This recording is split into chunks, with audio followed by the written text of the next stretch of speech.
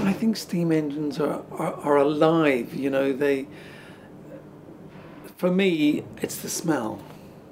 You know, you see a steam engine go through a platform and that smell just lingers once it's gone. And it's just the noise. We lived close to Southampton Central Station, and I was one of the small boys with a grubby notebook on the platform, and for hours and hours and hours, or beside the track down at Millbrook, watching these things with sort of 13, 14 coaches on, trying to take off and trying not to slip as they went. They're just impressive. They just, they get into your system. It's something that affects 1 in 2 so had to undergo the treatments. Then I hobbled like so. It's just kind of felt kind of limiting because I felt like I couldn't really do anything. I felt a bit left out, so I couldn't really be like a kid. Felt a bit like a grandma. I was like, oh, we're back. The confidence to go out and perform. I'd worry beforehand whether something would happen and my back would go funny. Zoe was just a fantastic patient to look after. She shows, for me, the real power of this sort of surgery. You don't ever want to see your children in pain. The worst bit for me was leaving her in the anaesthetic room when she went to sleep.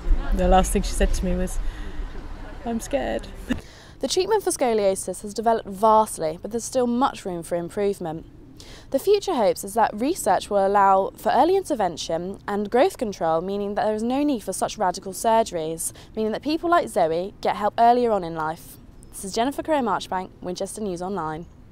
Welcome to Winchester News Online. I'm Jennifer Correa-Marchbank. Here is your 12 o'clock bulletin.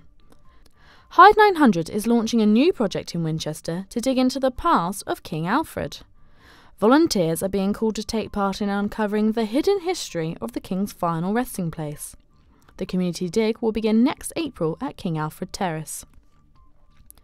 Now we step back in time as we catch up with the Canadian Pacific Restoration Project. The locomotive's frame has been lifted back onto its wheels, but there is still plenty to do, and completion is hoped for 2019.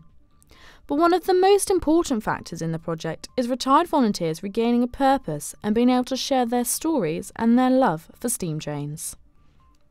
I think steam engines are alive, you know. For me, it's the smell. You know, you see a steam engine go through a platform and that smell just lingers once it's gone. And it's just the noise. Thank you for listening. Your next bulletin is at 1 o'clock.